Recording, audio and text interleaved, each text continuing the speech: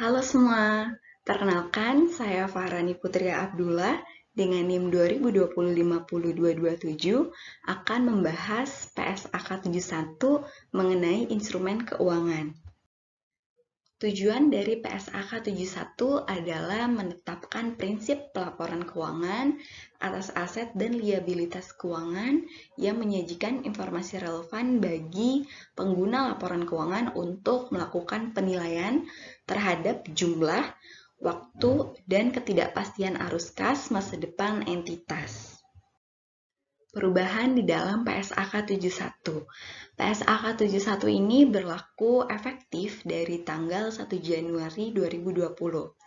PSAK 71 ini menggantikan sebagian besar pengaturan yang sudah ada di dalam PSAK yang sebelumnya, yaitu PSAK 55 mengenai instrumen keuangan, pengakuan, dan pengukuran. Secara garis besar, terdapat 3 perbedaan utama antara pengaturan di PSAK 55 dengan PSAK 71. Yang pertama, klasifikasi dan pengukuran. Di dalam klasifikasi dan pengukuran ini, perbedaan utamanya terdapat di dalam hal klasifikasi dan pengukuran aset keuangan. Kalau di liabilitas keuangan ada, namun itu sedikit perbedaannya. Jadi nanti kita akan fokus pembahasannya di bagian aset keuangan. Lalu yang kedua, penurunan nilai aset keuangan atau impairment. Nah, kalau di PSAK 55, kita kenal konsepnya ini adalah income loss. Sedangkan kalau di PSAK 71, kita menyebutnya expected loss.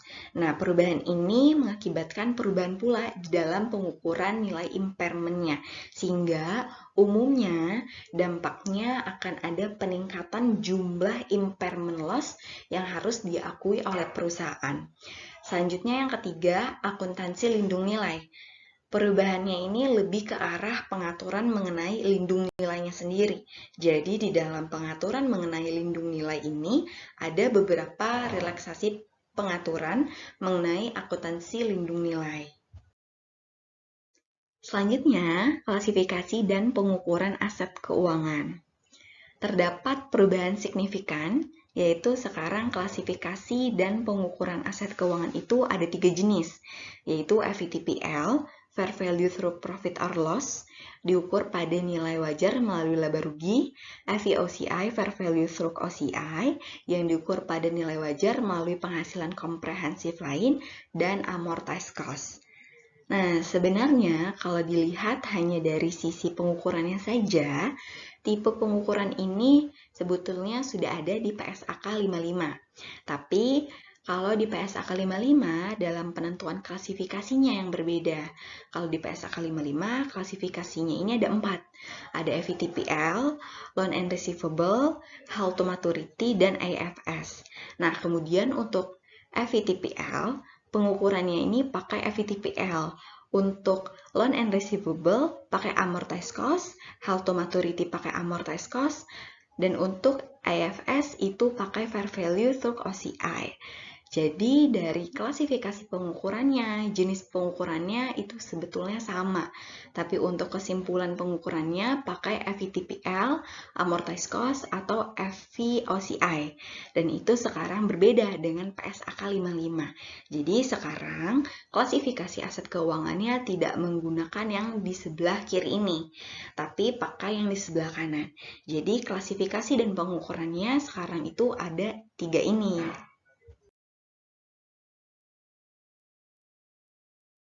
Ada 2 hal yang akan dilakukan oleh perusahaan setiap kali ingin memutuskan klasifikasi keuangannya, yaitu yang pertama akan dilakukan SPPI test atau uji SPPI. Nah, SPPI ini kepanjangan dari Solely Payments of Principal and Interest. Jadi, kita akan mengakses apakah aset keuangan kita ini punya arus kas kontraktual yang terdiri hanya dari pembayaran pokok dan bunga saja. Jadi, apakah memenuhi SPPI test atau tidak? Lalu kita juga harus menentukan bisnis model dari aset keuangan yang dimiliki oleh perusahaan. Nah, di dalam standar, ini disebutkan ada 3 jenis bisnis model. Yang pertama itu ada hold to collect contractual cash flow. Jadi memang tujuannya mengelola aset keuangan tadi ini adalah untuk memperoleh contractual cash flow. Lalu bisnis model yang kedua tujuannya adalah memperoleh arus kas kontraktual dan penjualan. Jadi tujuannya ada dua. Dia ingin dapat arus kas kontraktual, tapi apabila dalam periode tertentu perusahaan punya kebutuhan untuk menjual, maka dia akan melakukan penjualan dari aset keuangan yang dia miliki. Lalu bisnis model yang ketiga, tujuannya ini adalah untuk trading, untuk selling. Nah, perusahaan harus assess nih bisnis modelnya untuk aset keuangannya masuk ke bisnis model yang mana? Bisnis model pertama, kedua, atau yang ketiga, karena ini akan mempengaruhi pencatatan dari aset keuangan yang dimaksud. Apakah amortized cost, FVTPL, ataukah FVOCI? Berikutnya, di dalam standar juga diberikan opsi.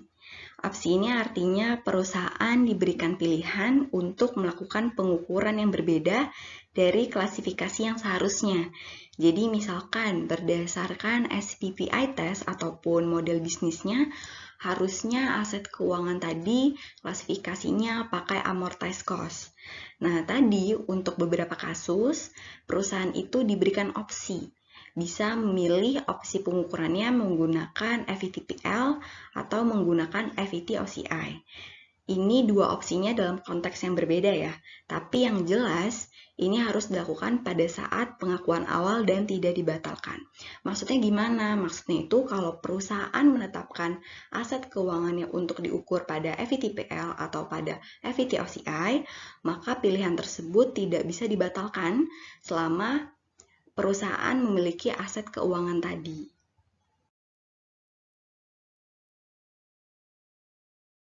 Selanjutnya, klasifikasi dan pengukuran liabilitas keuangan.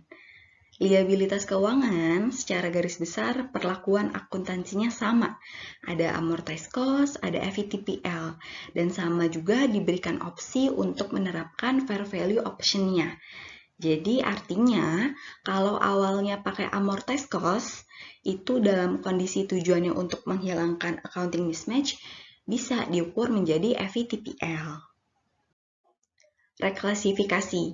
Di dalam PSAK 71 disebutkan bahwa aset keuangan itu hanya bisa dilakukan reklasifikasi. Jadi transfer antar kategori klasifikasi. Kapan sih kita bisa ngubah amortized cost ke FVTPL, dari FVTPL ke FVTOCI, dan sebagainya. Nah, di PSAK 71 diatur bahwa reklasifikasi itu hanya mungkin terjadi kalau memang ada perubahan dari model bisnis. Kalau tidak ada perubahan model bisnis, maka perusahaan tidak boleh melakukan reklasifikasi. Dan di standar disebutkan harusnya ini jarang terjadi karena seharusnya perusahaan itu tidak melakukan perubahan model bisnisnya dalam waktu yang singkat dan sering, karena seharusnya itu jarang dilakukan. Nah, sedangkan untuk liabilitas keuangan itu tidak diizinkan reklasifikasi. Penurunan nilai aset keuangan. Yang sekarang itu kita pakai konsepnya expected losses. Sedangkan kalau PSAK 55 pakainya konsep incurred loss. Nah, konsep expected losses ini berarti kita tidak hanya mempertimbangkan informasi masa lalu dan informasi kini saja, tetapi juga harus mempertimbangkan kondisi di masa yang akan datang. Jadi harus ada memasukkan informasi yang sifatnya forward looking. Nah, konsep yang namanya expected losses ini itu berarti tidak perlu menunggu sampai adanya default dulu baru kita melakukan impairment. Nah, jadi semua aset keuangan itu harus kita assess berapa impairment yang harus diakui. Terakhir, akuntansi lindung nilai. Sebetulnya dari sisi accounting-nya itu tidak ada perubahan yang signifikan. Tapi perubahan signifikan ini terkait dengan bagaimana perusahaan itu bisa memutuskan apakah dia memenuhi kriteria menggunakan akuntansi lindung nilai atau tidak. Sedangkan kalau dari sisi jenis lindung nilainya, itu tidak ada perbedaan. Tetap ada 3 seperti yang ada di PSAK 55.